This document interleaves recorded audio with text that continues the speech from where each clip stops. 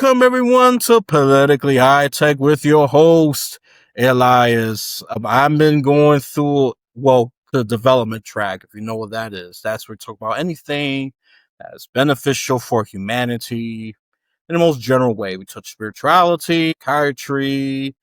I might even talk about psychedelics, and that's a might. I don't make promises. I'm definitely curious about that as well. I have my skepticism with that. But this has been great. I already had interviewed someone who has a very unconventional way of doing education, and I was interested. The Gorilla Scholar. If you haven't listened to that, tune into that as well. So, but this one here, we're gonna touch on a couple of things here. Finding your true self, expressing yourself, being authentic. I know we heard that a lot. To be honest, I'm tired of hearing the word because when I give authenticity, a lot of people get turned off. I say, you want authenticity or you want me to lie? I could do both. I could do both and be okay with it because it's not going to last long if you want me to lie for a long time. Because after a while, either I get tired and I walk away. But if you want authenticity, I can give you that as well. But we're also going to talk about the intersection with AI in mental health as well, because there's some impact already. There's already studies out there, articles. You already heard about teenagers fall in love with the AI, then they realize it's not real. Sadly, for YouTube, I have to say, like the self-delete, end their own life. That's the most simplest way I could put it without censorship, because, they feel hopeless. And as much as I'm a pro AI person, I am, but we also gotta be aware of the dangers. I don't want to be like the Pollyanna, delusional, toxic positivity moron who just ignores dangers. No, I'm aware there are dangers as well. Well, I do have a guest here, and I'm already thrown off by his title, the Undoctor. I mean, what the hell does that mean, being the Undoctor? All I know is I undoctor someone, what? Get them off meds? Well, he's going to explain that to us regardless, especially when I let him introduce himself. So, ironically, I have to say that, Dr. Fred Moss, what do you want the listeners and the viewers to know about? Yeah, thank you. Thank you for that great introduction. I appreciate you a lot, Elias. Thanks for having me on your show. Yeah, the Undoctor is an affectionate moniker that I picked up about, 6 or 7 years ago. A friend gave it to me and said that it fits me well. He knew what I was doing. And so here's the thing. I've been a doctor for about 36 plus years. And before that, I was in the mental health field for another 9 years as a child care worker at a state hospital for adolescent boys. And ever since I was a kid, I've been a healer. I mean, ever since I arrived even, the purpose of my birth was to bring healing to a family that was in chaos and disarray. I had 2 older brothers, and they were fighting each other and fighting my parents. And apparently there's a lot of conflict. And the idea was little Freddie's going to come around and bring peace and unity and love to this family. And sure enough, when I arrived, I hit the time clock and I was ready to go. And I was a bundle of joy for a number of years. But I remember really just sitting in that living room and thinking, I want to learn how to communicate. I want to learn how to talk and be like the big kids. And so I thought that I would probably learn that in school. That's where else you're going to learn how to be a good big boy. And so what I learned in school was that they didn't really want me to be communicative. They really just wanted me to sit down, be quiet, do what the teacher asked me to do it the way she does it. And then I would be able to pass into the next grade, but not talk out loud. I was very precocious. I talked a lot. I had, 2 brothers who taught me things that other kids my age didn't know, about sex and drugs and rock and roll, politics, those kind of things. So I talked a lot, but mostly the teachers told me to just be quiet and sit down. And where I really learned how to communicate was in the streets, was after school and with my friends and things like that. And I really realized that it all circulates around communication. So this was true for a number of years, where school did not teach me how to communicate. I was disappointed with that. But I decided that each time, like maybe junior high, no, that didn't work out there. Maybe high school, no, it didn't work out there. So then maybe I'll go to college, and I'll go to a great college that, is known for its self-expression. So 40 miles away, I decided to go to the University of Michigan. And I went there for about a year and a half. I like their helmets. I like the school. I like Ann Arbor. But again, it wasn't a place that I was learning how to communicate. So I dropped out, and I got on a bus and went all the way to Berkeley, California, so I could learn what my life was about. I had a great summer in Berkeley, but it was not sustainable. And my family told me about this reason to go back to school. You know, there's this new industry they thought I would be good at called computers. So I went back to University of Michigan, where the only computer in all of Michigan was at Ann Arbor. And it was like a 2-acre facility. And I signed up for computers. And before too long, I was doing batch jobs and punch cards. And I was like, no, that's not working either. So I dropped out a second time and promised never to go back to school again. My mom got me an application for that childcare worker job at the state facility for adolescents in Pontiac, Michigan. I began being a childcare worker. And before too long, what I was doing was communicating effectively, actually treating these kids like they were just normal human beings. And because in fact, they are just as normal as all of us. We're all stumbling, bumbling, and tumbling through life. We don't know how to do this. We don't have a recipe book. We don't have a template. We don't have an owner's manual. We don't have anything like that on how to live. But the thing I always knew is that if I could communicate with people, if I could connect with people and resonate with people, if I could actually, converse with people, then that's where a lot of healing actually took place. If I could get people and they would get me and we would understand each other, that's where healing and that's where all the beauty and all the love takes place in being a human being. So I learned that while I was, I learned that again in the state hospital, and I decided to go back to school one more time to learn how to be a psychiatrist. Supposedly that was going to be the communication heaven. And instead, psychiatry took a big turn while I was in medical school and became a place where not only do you not talk to your patient, there's no communication. If you want to communicate, you go to somebody else in the mental health field. If you want to, somehow put the hammer down and get a diagnosis and get some treatment or some medications, then you come to a psychiatrist. So the whole thing shifted while I was in school, but I spent most of my life actually sidestepping all that, doing what I could. I've written a lot of medicines. I've written over 100,000 prescriptions. I've had over 30,000 patients. But the idea was I would kind of soak in and, kind of sift in a little bit of communication, even though it wasn't in my job description. I'd try to learn about people and actually help them through connecting with them. I did that for a number of years and then started to, it was too much already. I didn't like medicating people. I didn't like diagnosing people. So I decided to take a bunch of my people off of medicine and see what happened. And I took a big group of people off of medicine and all of them got better. Almost all of them actually got so much better, profoundly better, way better, that their diagnosis disappeared when they were off of medicine. And all of a sudden I saw that the medicines and the treatments and the diagnoses were not helping people. And I kind of knew that, but there was proof then, in 2006. And so I moved forward and continued to, sidestep and, duck and jive all the way through as best as I could to get to the other side, and decided to create Welcome to Humanity, which is a coaching program, essentially, a program that overarches, looks at whatever you're going through in life. There's nothing wrong with you. And that's the thing I want your listeners to know. I really believe there's nothing wrong with you at all. Even if you're miserable, even if you're confused, even if you're afraid, even if you're anxious, even if you're distracted, even if you're awkward, even if you can't keep your deadlines, even if you're mean to your spouse, even if you're confused and hopeless and helpless. All those things are all part of the human experience for real. It doesn't mean that there's something wrong with you. That got driven down our throat in 1987 when Prozac was invented. Before that, most people knew there was nothing wrong with being uncomfortable. But in 1987, that whole thing shifted. If you were uncomfortable, that was on you. All of a sudden, there was this thing that if you were uncomfortable, if you were in pain, if you were afraid, if you were depressed, that was on you. That meant there was something wrong with you. And so Krishnamurti had a quote back in the day where he said there is no sign of mental health to be well adjusted to a profoundly sick society. So Krishnamurti knew what he was talking about, this idea that there's no sign of mental health to be well adjusted to a profoundly sick society. And most people really do accept that now. They think if they're feeling uncomfortable, that means that there's something wrong with them, and that somehow going to a psychiatrist or dropping, toxic medicines down your throat is going to fix that. That isn't the way it works, and neither does it. It's not even advertised to do that.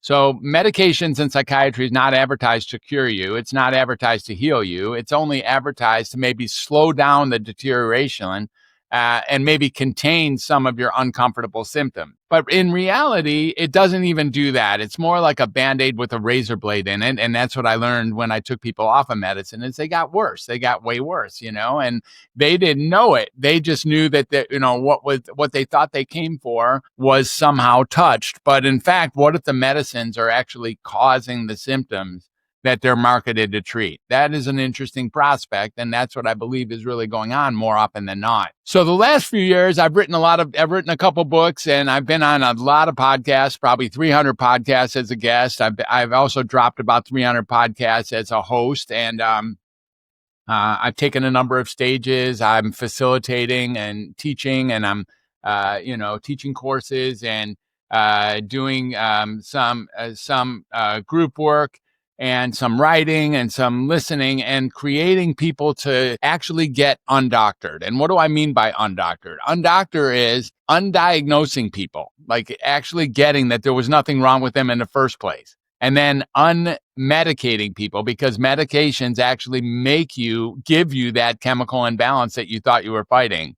And finally, undoctrinating people, having people maybe get that if there's something uncomfortable in their life, if there's some kind of misery or pain going on, that doesn't mean that there's something wrong with you. That means that there's pain going on. And that's part of the human experience where we can really, say welcome to humanity to all of that and really we all understand that life is hard. Life is hard. It's difficult. It's hard to be alive these days. Whether we're looking at AI or whatever we're looking at, the weather or the politics or the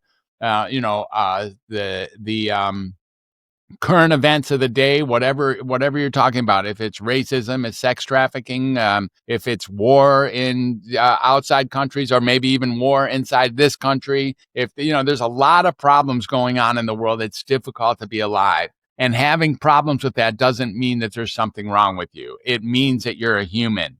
And when we can connect as humans, that's where healing takes place. It's not like doctor-patient.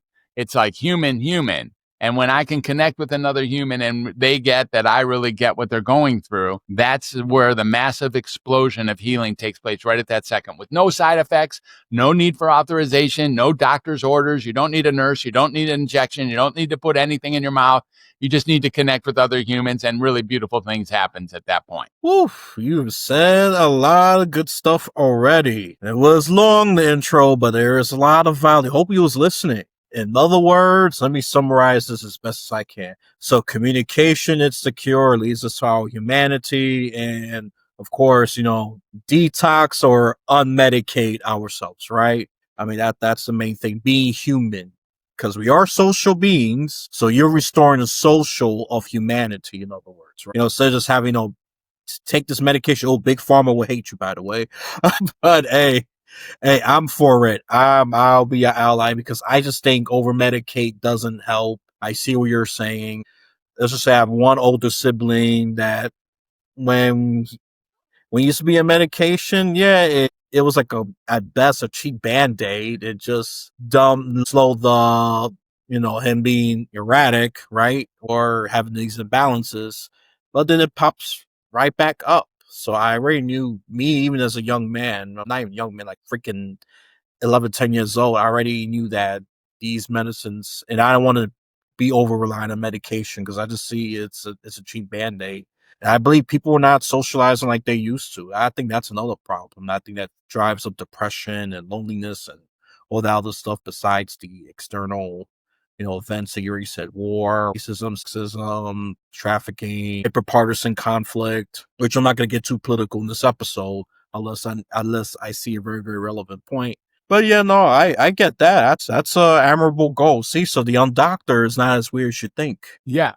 And, when you look at it, I wish that it was a Band-Aid. I would actually support it if it was a Band-Aid, but it's more like a Band-Aid with a razor blade embedded in it. And That's really important. So if all it did was cover it up and that was good, and you could actually get comfortable by being covered up, that would be great. But what it really does is it perpetuates the symptom. It often increases the symptoms. It induces the symptoms. It often, frankly, causes the symptoms that it's marketed to treat. And therefore, it's not a Band-Aid. It looks like a Band-Aid. It smells like a Band-Aid. But when you put it on the cut, It's got a razor blade in it, and you seep out the blood off the sides. And us doctors, we've only been taught to do things 3 ways, basically. When the symptoms get worse, when the person comes in and they're more uncomfortable, we only know how to add medicine, change medicine, or increase medicine. We have not been taught in school how to decrease medicine or how to eliminate medicine from people. We have never been taught that. And that's because the medical schools are essentially owned by the drug companies, which are teaching them, how to sell drugs. And that's what we do. And look, if it worked, I'd be way down with it. If it worked, if it really, but I look around the world and I don't see the world becoming mentally healthier just because everybody's taking psychiatric medicine. I see that if you take psychiatric medicine, you're likely to be called even worse. You're likely to be, your behavior to be even more unstable than it was before. And it makes sense because those medicines do indeed cause a chemical imbalance that you didn't have before you started taking them. You had what you had, you did what you did, you said what you said, you didn't do what you didn't do. And, that's all those things that are going on in the human condition. But you didn't have an induced chemical imbalance until you started taking medications. And you didn't even have a diagnosis till a doctor gave it to you. Once a doctor gave it to you, now you decide you have this diagnosis. That's not me, that's my ADD. That's not me, that's my PTSD. That's not me, I'm a bipolar. That's not me, I got narcissism. That's not me, I'm on the spectrum. Well, look, they're all you. And just because you're doing stuff that's clumsy or stuff that you are shameful or guilty about, that just makes you human, actually. There's a lot, it's hard to be human, and we're all making mistakes all day long.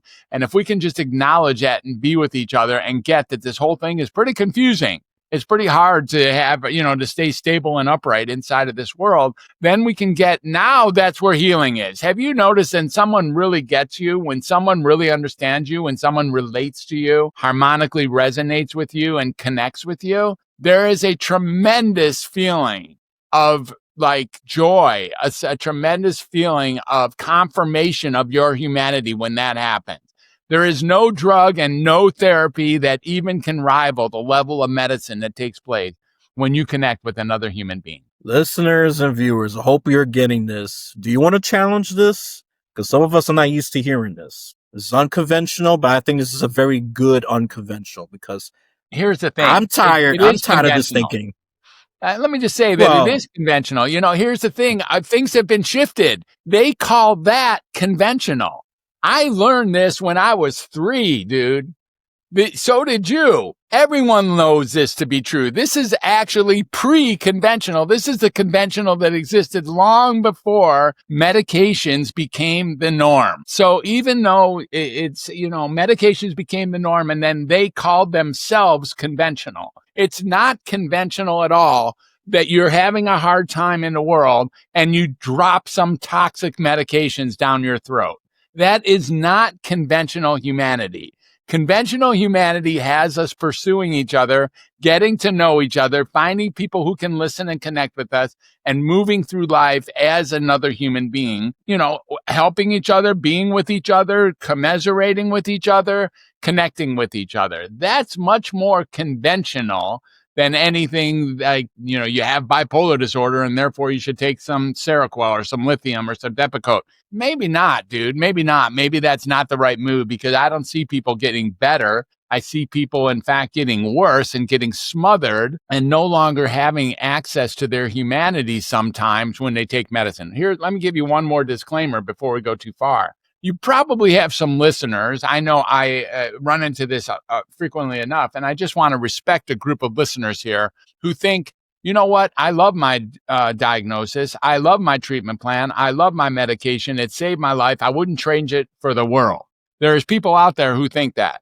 You know what I say to them? More power to you, man. Please keep doing exactly what you're doing. If you found something in your life that is so good that you wouldn't change it for the world, my friend, bottle that thing and keep it because life doesn't have a lot of those opportunities. Now, what I'm really talking to is the hundreds of millions of people who aren't feeling that way, who are feeling like they're misdiagnosed, underdiagnosed, misunderstood, undertreated, overtreated, those kinds of things. There's hundreds of millions of people out there who know that that's true, that they're not getting a fair shake at life, They're not being treated as a human. They're not being treated as an adult. They're not being treated as a respectable citizen. And they don't like that anymore. They don't want to be smushed. They don't want to be institutionalized. They don't want to be overly toxified. They don't want to be taken as less than a full human being, as if they're sick or afflicted or defective or deficient. Maybe they're none of those things. Maybe you're none of those things.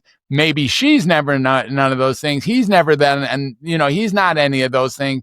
And maybe this is just the way the world is right now, and it's very, very complicated. So in other words, your ultimate goal, your end goal is to restore humanity. That's what it seems like. I don't have to do it. Humanity is right here, right now. I don't have to do anything, man. This is called humanity. Okay.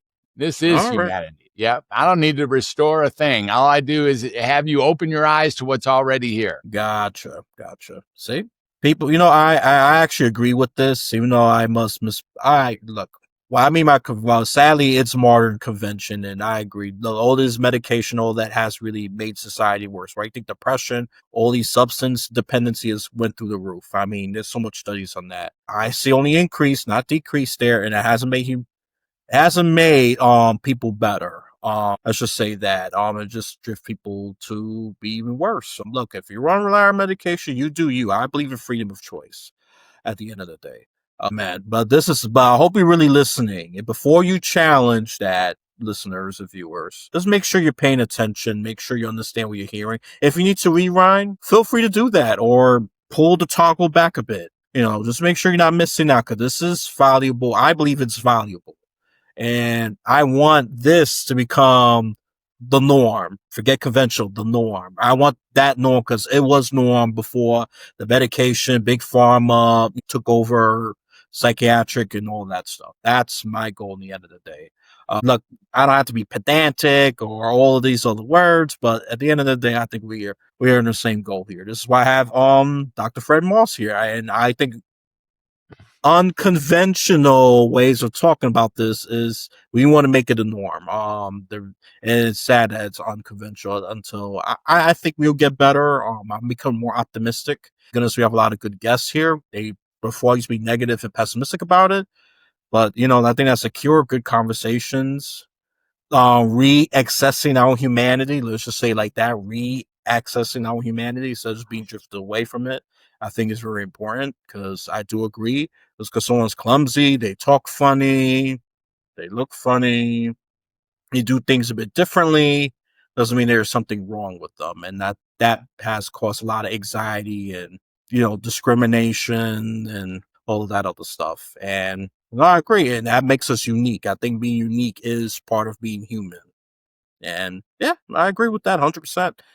Anything else you want to add before I get to the next question? Yeah, the idea is that there's no such thing as big pharma. Let's keep that in mind. I tried to call big pharma the other day. I couldn't find a phone number, because there's no such thing as big pharma. But that's a way to wipe it out and think that big pharma is causing the problem. Big pharma is not causing the problem. These medications themselves are not causing the problem. These are just tools. These are just things. It's like saying a rake is causing the problem that there's leaves on my grass. Like, the rake is not causing the problem.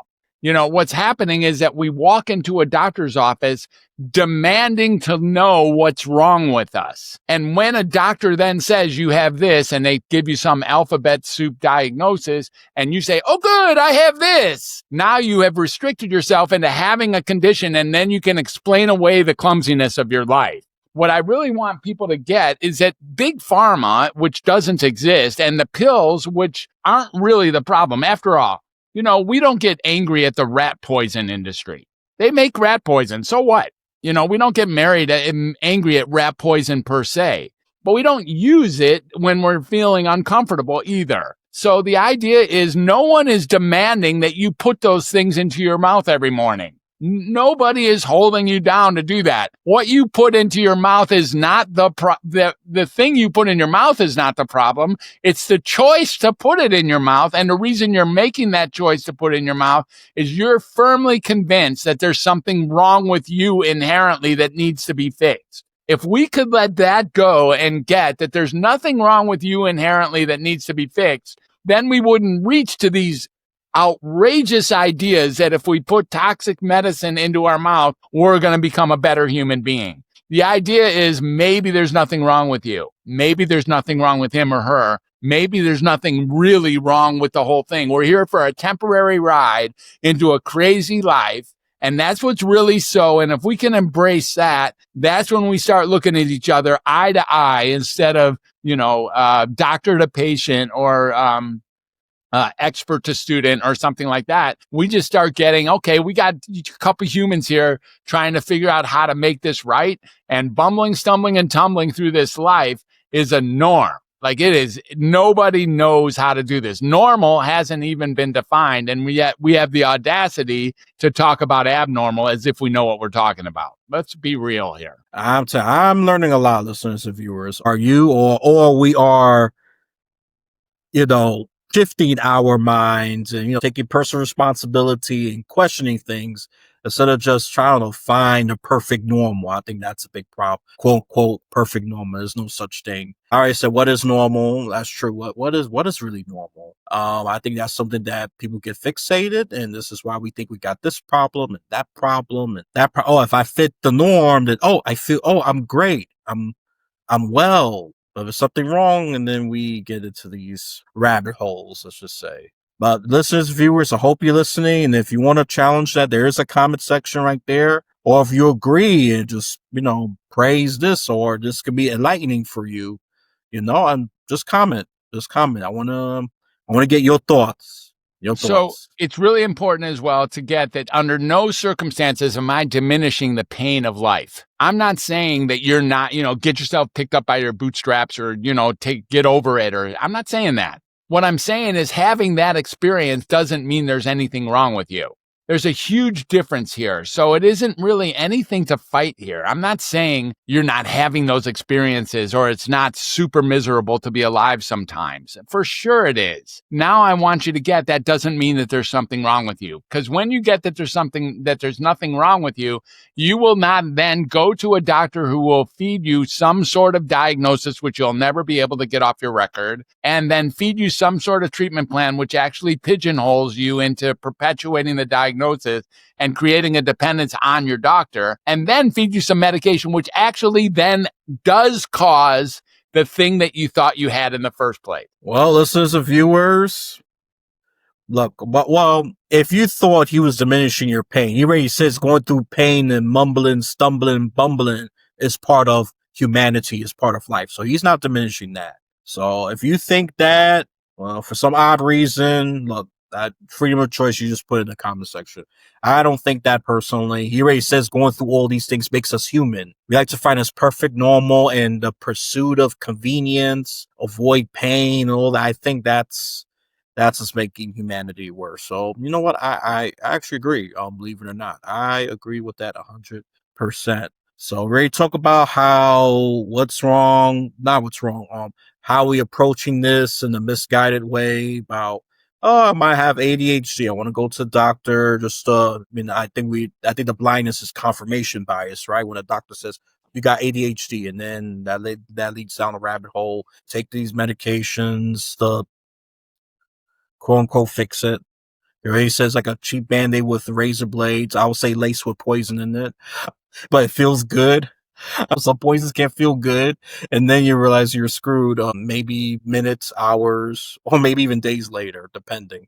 But I'm not going to get into that because I want to get into how can we help, as opposed to look. A lot of us know what the problem is. If you're aware, we already got what's the misguided approach humanity has, especially in Western world. Let's be clear. I don't see Asians or Africans I can't add Western Europe. They have some of these problems as well. Have these medicated based problems, but United States, we are very medicated.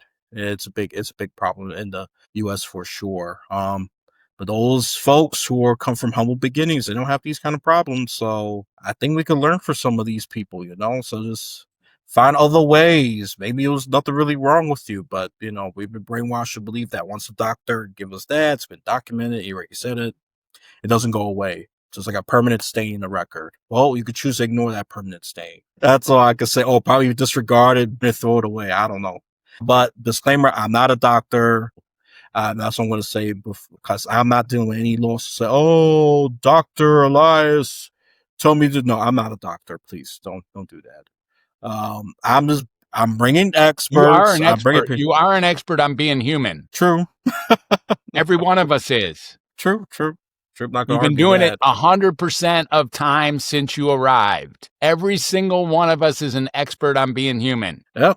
Well, based on that, that's a good time for switch. How can we use creativity, self-expression to, I don't want to, I'm just gonna say it, to re-access our humanity instead of being Yeah. drifted away. Yeah, that's what we're here to do. We're here to communicate with each other. We're here to,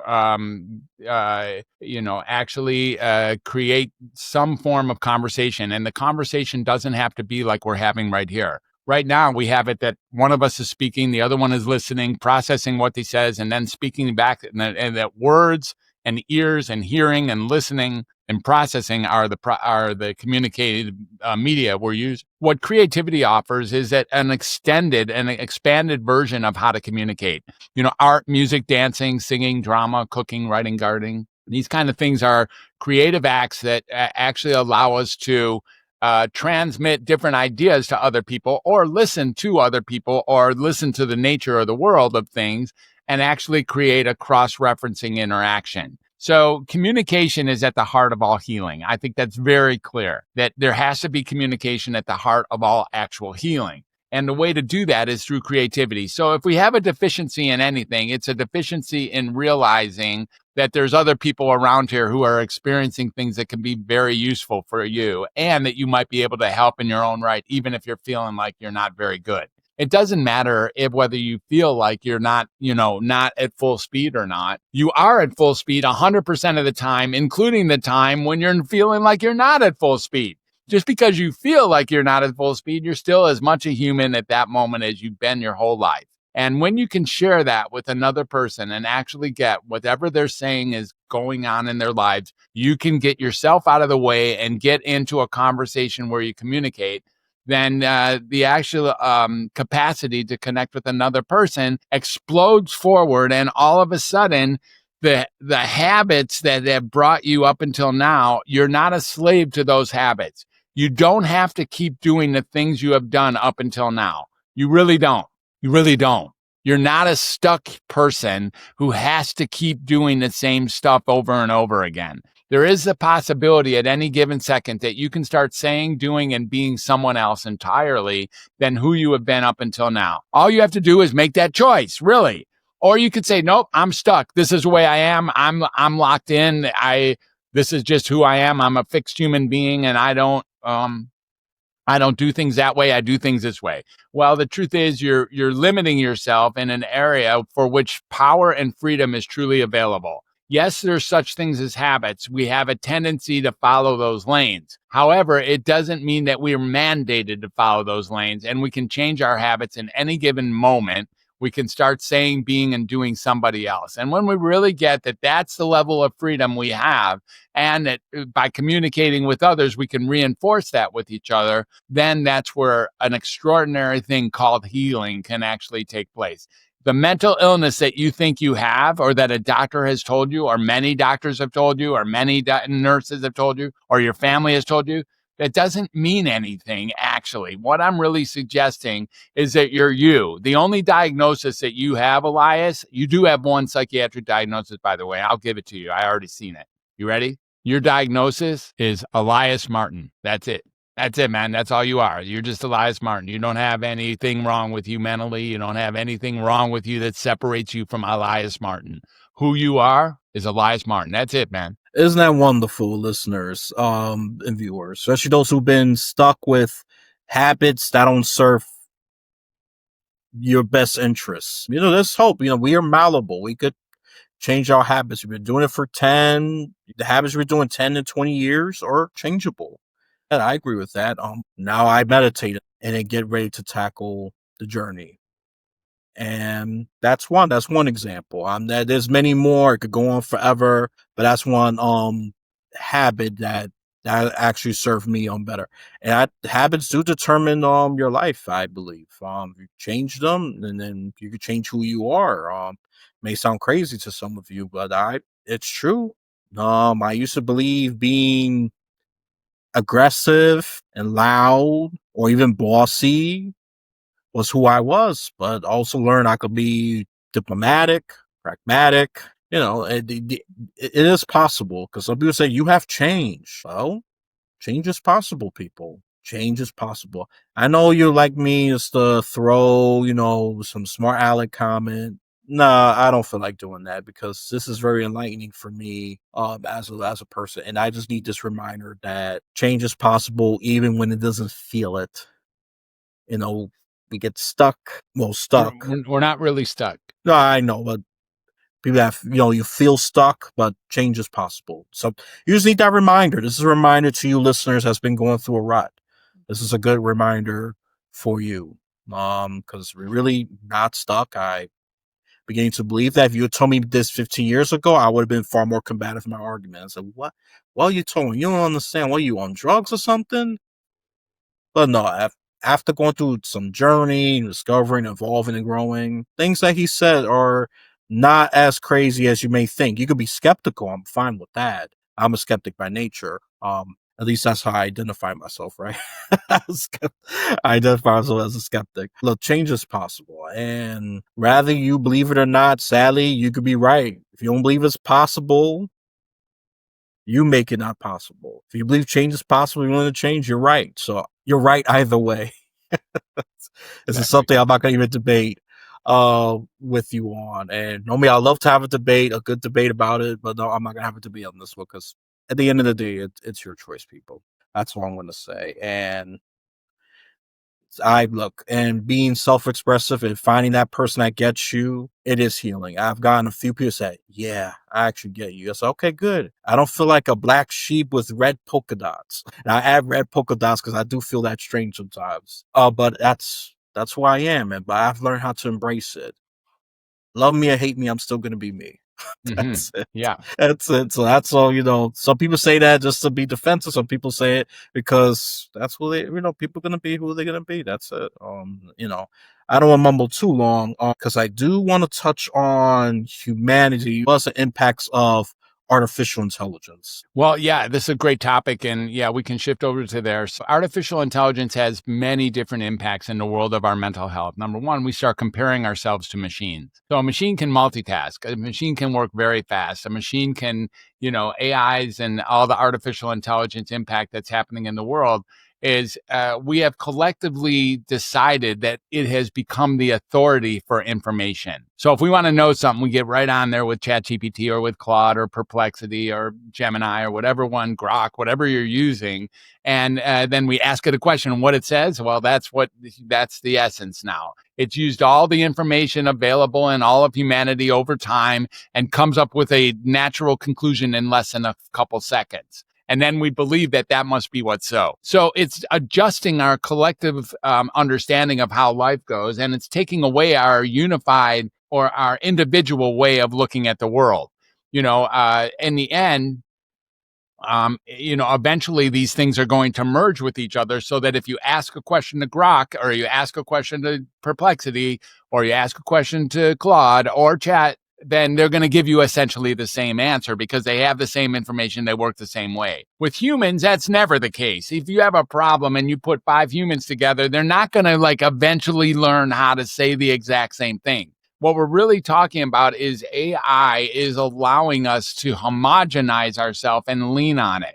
The other thing that's very concerning about this is that AI, by using the collectivity of humanity, is more likely to give you a diagnosis, because that's what's been fed to it. The idea that there is a diagnosis, and AI will gladly tell you whatever the machine has said up until now, that you indeed meet the criteria for ADD, or you meet the criteria for bipolar disorder, or you meet the criteria for post-traumatic stress disorder. And now you're pretty confirmed that you have that condition, because after all, AI said it, so AI must know what it's talking about. Now, the other problem here is the one that most people think about, which is AI can be used as a pseudotherapist. In other words, you can I know that I get pretty friendly with that woman who's my ChatGPT voice comrade.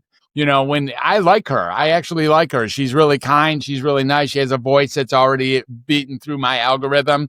I like talking to her about whatever my issue or problem or concern is. And what ends up happening is that I feel like I have a friend there. I feel like I have someone who cares about me. I feel like I have somebody who understands, somebody who knows my history, somebody I can communicate with. The problem there, of course, is that it's mechanized and we're not getting a human to human contact at all, even though she or he can pretend to be human. The truth is that they know whatever the they is, knows that they're not human. And in fact, I'm not getting a human. Today, as I work with you, I get that you likely are a human being, even though we are using virtual technology to communicate with each other. I'm not looking at you. I'm looking at a screen.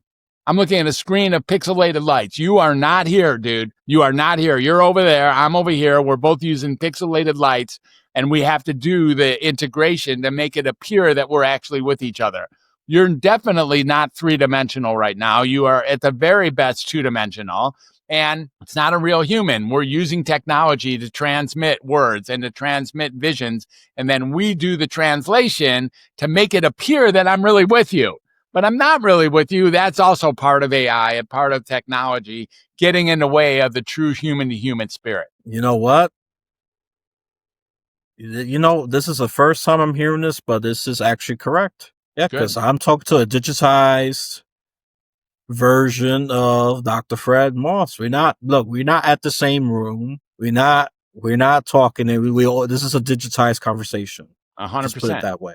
100%. A digitized conversation. And look, it's the digital. What's its appeal? It's convenient, but you're right. It does diminish that true human-human connection. Being able to go to a bar, a loud bar, people's having fun. That's definitely a much more human experience as opposed to this conversation we are having right now. While we are in different places, well, we are in very different places, but we have this illusion. Digitally manifest. Yes, a digital illusion that makes us appear that we are talking, we are doing this and that. Yeah, you're right. We are two-dimensional. This is not the real me. He can't see the full me. I can't see the full doc guess as well. It's true. And this is all digitized and AI is getting more integrated as we speak. Yeah. I mean, I like it, but it's true. Talking to one of the guests I met in person, it was a very different experience. We got to eat food. We got to, study the body language better. We did the ambiance, and it was actually a much more rich conversation as opposed to, what we have here. This is a great conversation, don't get me wrong. But in terms of human authenticity and connectivity, that's not the same. It's not missing. This thing is a digitized conversation at best, and it's not the full human interaction. Is it convenient? That's the advantage, right? But is it a real human connection? Not really. No. That's a simple answer. That's a simple answer to it. And I know I kind of jump rush to the AI thing. Anything else you want to add regarding the AI, even creativity and self-expression? Well, I think it's just the idea that we've already had our mind shifted by welcoming AI into our world. Like you have a new friend, we have a new authority, we have a new leader, we have a new an unavoidable impact of a creature called AI. So there's that. But then when we start leaning on it to make diagnoses, if you will, to tell you what's wrong with you as a human, and then to offer you the treatments that will help you be, dealt with appropriately, they're leaning on theories and past experiences that are, essentially unproven, but they're understood to be the conventional way of thinking. So, it's not clear that to me, it's very clear that the best place to go when you're feeling uncomfortable is definitely not to a psychiatric hospital. It's not the place to go. Don't go to an emergency room when you're feeling uncomfortable psychiatrically, because what'll end up happening is you'll get a diagnosis, which will not be removable from your record. You'll get some form of treatment or some form of medication, which may give you some comfort on a short term. But like we've already said, it has a razor blade embedded in the Band-Aid, and you're going to get worse progressively more often than not. Again, the disclaimer is some people are really, really, really happy with what they have going on. Good for them. But for many people, things get worse, and it's not the best place to go. The best place to go is to find somebody somewhere that you can connect with, either to help them or have them help you. And in that human connection, boom, that's where healing takes place. Oh yeah, look, I think that's a pretty nice summary, almost practically a wrap up, really, because yeah, I mean, like, I don't believe medication is the best way. I always instinctively believed that for a long time. But at the time I got desperate. I didn't know what else to do. But you know what? This is a solution here, people. But like I said, if you think there's nothing wrong with you, you can just enjoy it as a calm Sunday drive kind of conversation, I guess. But for those of you that want something else, this is it. And I think it's a good tie-in for some of those plugins. He has two websites. Dr. Fred Moss has two websites, okay? Just two. And he already mentioned one of them. Welcome to humanity.net. It's not a .com, it's a .net. Okay? And this is where you get his services, his expertise, and this is where people become more human and communal, because that's definitely what's missing. And I agree with that 1,000%. I'm not going to argue with that. And then he got his own website, Dr. Fred 360. It sounds like an old game console to me. It's simple. Look, 360 is all around, full circle, right? drfred.com. I also get to know about him. drfred360.com. Yep. drfred360.com. Yep, that's how you spell it, people. Anything else you want to add? I think Find Your True Voice is a book, I think, is another one. We have a few others. There's the thing I'm really focused on these days is an undoctor reset, helping people undoctor themselves or learn how to be an undoctor for others. So undoctorreset.com is a good place to go for that, where you can really learn how I help you become the kind of human that can be there to heal others, or help you actually undoctor yourself, such that you indeed undiagnose yourself, unmedicate yourself, and then undoctrinate yourself, leaving you open to experience the power and freedom of what it really means to be a human in these trying times. Yep, that's the solution right there, people. And trust me, it has a lot of, goodies, free goodies, and of course some cost goodies. So go there as well. Look, go there, especially if you're tired the way your life is going. If you don't like your current trajectory, give it a shot. That's all I'm going to say. And it's better to do something than to do nothing. Even that's something, it's a bit flawed. You can always do another action, find out what works, right? The journey of self-discovery. At least that's one part. That's part of being human, right? Just find what solution is best for you. That's what I say. And, that's all I'm going to say. I'm going to keep it nice and short because I add a lot more, but I think short and sweet. That's where I'm going to go for now on. All right. Anything else you want to add before I really, really wrap this up? No, I think that's it. The last thing I like to tell people is really seriously, no kidding. There might be nothing wrong with you. It's okay to be uncomfortable. It's okay to be miserable. Actually, I'm not wishing it on you. It's not pleasant, but it's totally okay to be, really confused and really misled inside of this crazy world. It's totally okay. Believe it or not, even though I've criticized you in the past, but I think this is going to be a slow evolution. These guests do affect me one way or another, especially if I stop fighting it or try to be fair-minded, in quotes. It starts seeping in some ways because I just sound too aggressive and bitter. Now I'm still a smart aleck, I would say, but I'm more jokey, more lighthearted, and even sometimes more high energy. Because I let their experience, even their expertise impact on me, right? Because it's really a choice. You could just choose to say, "Oh, Dr. Fred Moss is a nut. I don't forget what he's saying." You could choose that as well. I don't recommend that, especially if you don't like the trajectory that you're in. But if you think your life is great, then forget about what I said and just do that. Or you think Elias Martin is crazy, that's fine by me. That's not the first time I've been called crazy. I've been called crazy many times. To me, it's just a walk in the park. And, and it served me pretty well, believe it or not. If I was, I would call, look, we don't know what normal is, but I'll say conformed, right? Being more conformed to society. I think I wouldn't be as successful. That's what I'm going to say. Instead of normal, conform is a better word. Try to conform to modern society standards. See, I'm even changing the way I talk. I say normal, no, it's conformity to modern society. That's really it. That's the precise language I should be using more often. You want to be conform, or you want to express your unique individual humanity. Okay? That's what I'm going to say right there. Now, and one more thing, Kimberly almost forgot this. Check out his social medias as well. He got what? Okay, he got a bunch. Facebook, Twitter, call it X. I'll never will. YouTube, Instagram, and LinkedIn. Okay, check those out as well. Okay, now I feel like I covered everything. Now for my podcast plugin. Like, comment, subscribe, share this with someone who you believe could benefit tremendously. In the Apple Podcasts, give a review. Give an honest review. If it's not a 5-star, give one specific way this episode can improve. It doesn't have to be one, but that's a starting point. And if it's 5 stars, and just say, why is this episode great? Be specific why this episode is great. That the guests correct me multiple times. That could probably be one reason, or two. Wow, you got me thinking in a completely different way. And there, or you could criticize the sound, the lighting, all that good stuff. Okay.